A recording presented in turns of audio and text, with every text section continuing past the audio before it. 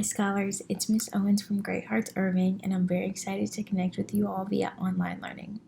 To start us off today, I have a question. When you think of war, what kind of weapons do you think about? I'm sure that all of you are able to think of a few, but today we're going to talk about a war that the world is currently fighting right now, and it's against germs. So let's take a moment and think about all of the things that our bodies can do.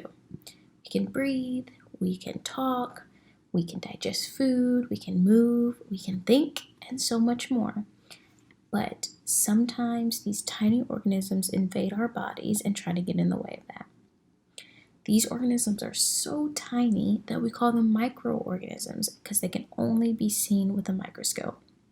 There are several different types of germs, and I even have a picture. They can be different colors, different sizes, different shapes, and they're all around us.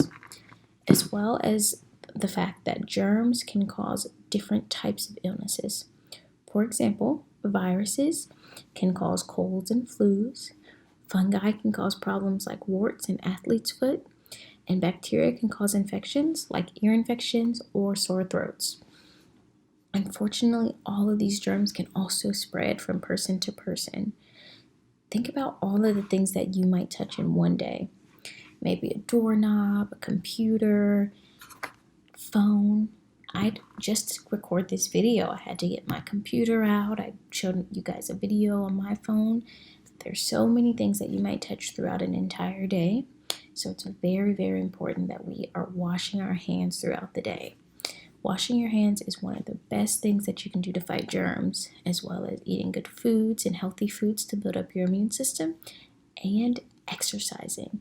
So today we're actually going to do a little exercise before we get into our lesson and activity.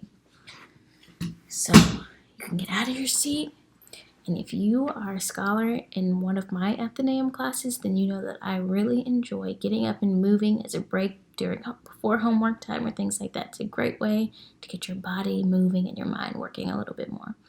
So you can run in place, you can do a few jumping jacks, whatever you want. So if you choose jumping jacks, I want you to do 10 jumping jacks.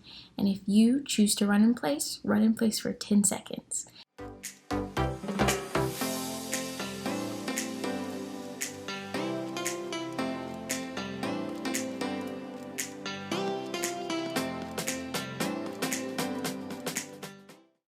Okay, so like I was saying, it's super important, especially right now, that we're washing our hands with soap.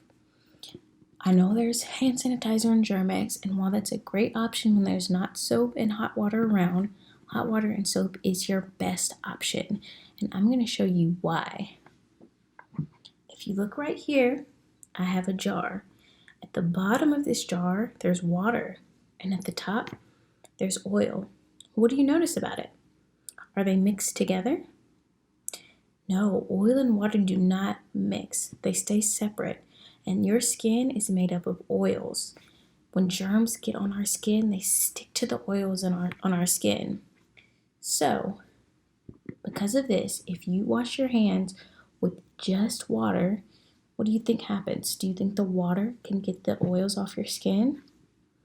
No. Instead, you need to add a few drops of soap.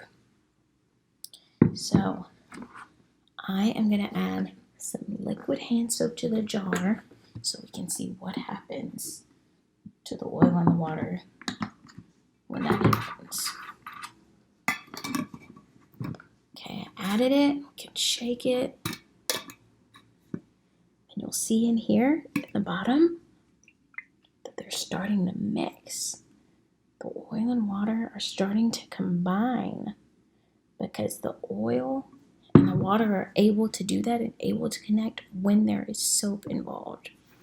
It's because the molecules in soap have two very different ends.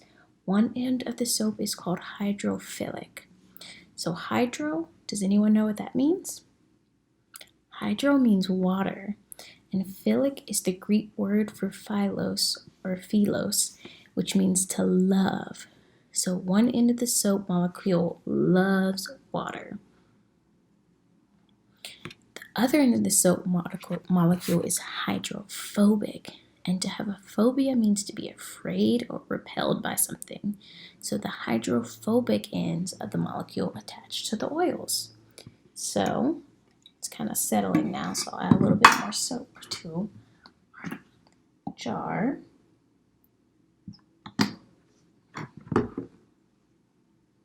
So one end is up there with the oil and one end is with the soap.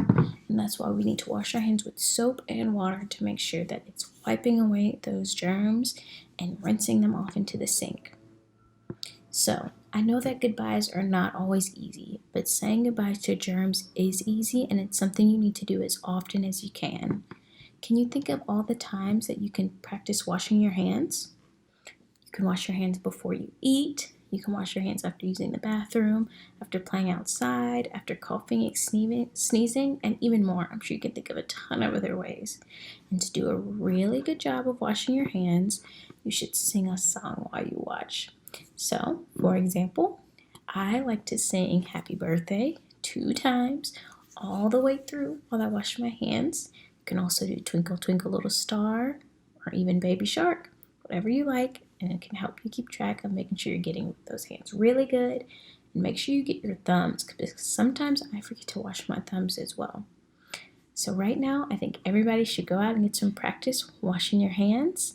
If you want an excuse to do it, you can get them dirty. You can put your hand in that oil and water and get it dirty and do different activities. Just make sure that you wash your hands after, because I think it's a great idea to practice and get in a better habit so we can fight off those pesky germs. All right, it's so nice to see everyone. Stay happy, stay healthy, and I look forward to seeing you soon.